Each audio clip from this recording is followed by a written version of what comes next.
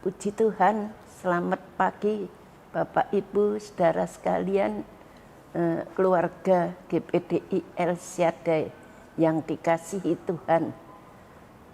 Kembali kita bertemu dalam renungan singkat, renungan 79 pada pagi hari ini.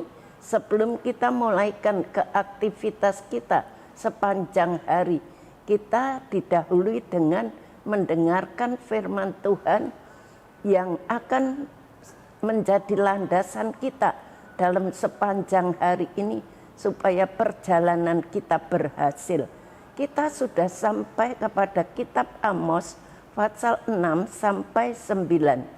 Saya akan membaca Amos pasal 8 ayat 11 dan 12. Demikian bunyi firman Tuhan. Sesungguhnya waktu akan datang, demikianlah firman Tuhan Allah. Aku akan mengirimkan kelaparan ke negeri ini, bukan kelaparan akan makanan dan bukan kehausan akan air, melainkan akan mendengarkan firman Tuhan. Mereka akan menggembara dari laut ke laut dan menjelajah dari utara ke timur untuk mencari firman Tuhan, tetapi tidak mendapatnya. Saya beri tema firman Tuhan pada pagi hari ini, yaitu kekeringan rohani.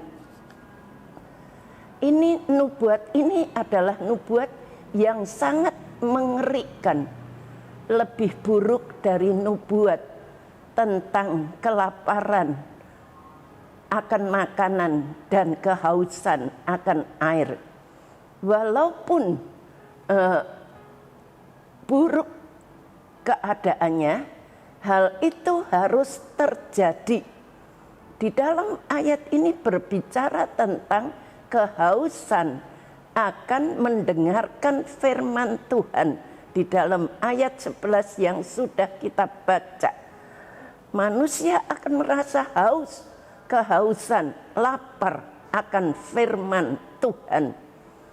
Dan Nabi Amos memberitahukan kepada mereka waktu akan datang, ketika itu akan terjadi, itu adalah sesuatu yang harus terjadi di masa depan. Ketika ia mengatakan waktu yang akan datang, karena hal yang dapat dipertimbangkan adalah bahwa pada waktu ia mengucapkan nubuat itu, mereka memiliki banyak nabi.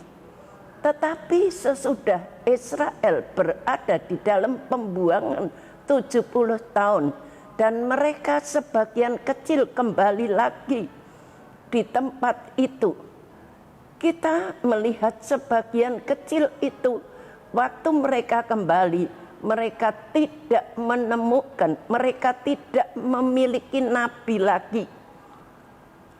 Orang-orang Yahudi yang hidup setelah Nabi Maleakhi tidak memiliki nabi lagi selama bertahun-tahun. Mereka tidak pernah mendengarkan firman Tuhan.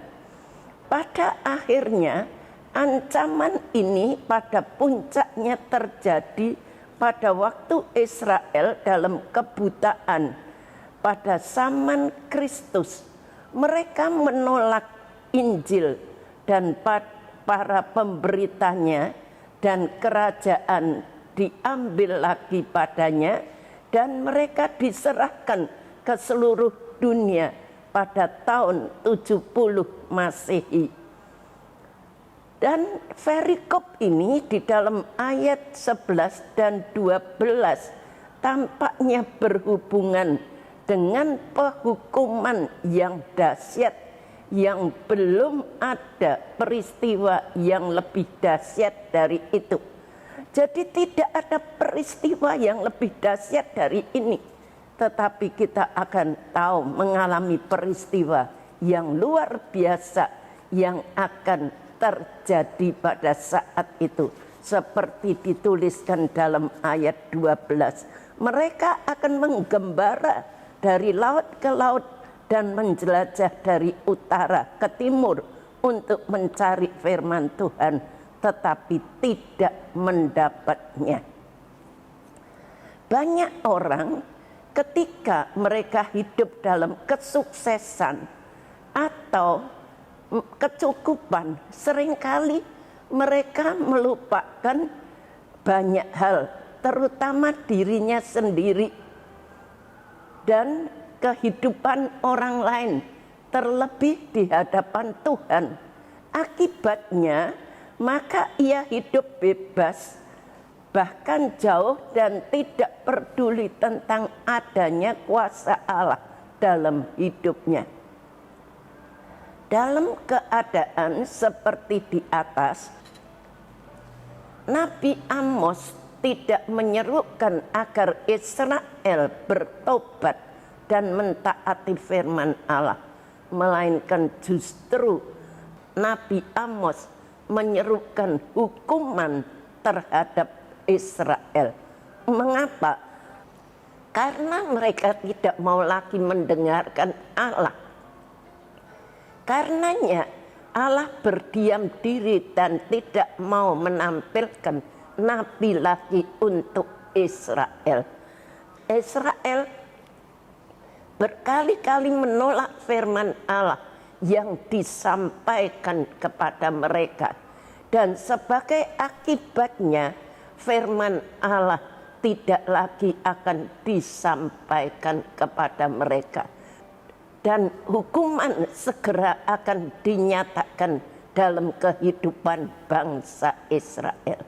Dari sini kita dapat menghayati bahwa manusia itu yang tidak menemukan firman akan mencari dan tetap mencari sampai ke ujung bumi, seperti ditulis dalam ayat 12. Mereka menjelajahi seluruh dunia ini untuk mencari firman Tuhan dari utara ke timur, barat, selatan. Mereka tidak mendapatkan firman Tuhan itu. Dan kita melihat melalui Nabi Amos, Allah merinci dosa-dosa Israel yang tidak lagi memikirkan keadilan, tidak berlaku jujur dalam berdagang dan sebagainya. Itu ditulis dalam ayat 4 sampai ayat yang ke-7 dikatakan demikian. Dengarlah ini kamu yang menginjak-injak orang miskin dan yang membinasakan orang-orang sengsara di negeri ini dan berpikir, baikkah bulan baru berlalu supaya kita boleh menjual gandum dan bilakah hari Sabat berlalu supaya kita boleh menawarkan terigu dengan mengecilkan eva, membesarkan sikal, berbuat curang dengan neraca palsu. Kalau kita melihat seterusnya sampai ayat yang ke-7 dikatakan, Tuhan telah bersumpah demi kebanggaan Yakub bahwasanya aku tidak akan melupakan untuk seterusnya segala perbuatan mereka. Jadi Tuhan itu merinci segala dosa-dosa daripada bangsa Israel. Karena itu Tuhan mendatangkan hari-hari kelam dan gelap, yaitu malapetaka yang ditulis di dalam ayat 9 dan ayat yang ke-10. Pada hari itu akan terjadi demikian firman Tuhan Allah. Aku akan membuat matahari terbenam di siang hari dan membuat bumi gelap pada hari cerah. Aku akan mengubah perayaan-perayaanmu menjadi perkabungan dan segala nyanyianmu menjadi ratapan. Aku akan mengenakan kain kabung pada setiap pinggang dan menjadikan gundul setiap kepala dan seterusnya. Dalam ayat 10. Pada saat itu umat akan bersusah mencari Tuhan karena Allah telah membelakangi mereka. Allah telah jauh dari mereka. Inilah kejadian yang paling mengerikan dalam kehidupan manusia. Kalau Allah itu membelakangi kita, kalau Allah jauh daripada kita, penghukuman Allah terhadap bangsa Israel merupakan peringatan bagi kita. Kita perlu renungkan dan segera mengoreksi diri kita bahwa tidakkah saat ini kita seperti bangsa Israel, jauh dari hadapan Allah, jauh daripada firman Allah. Jangan sampai hal itu terjadi.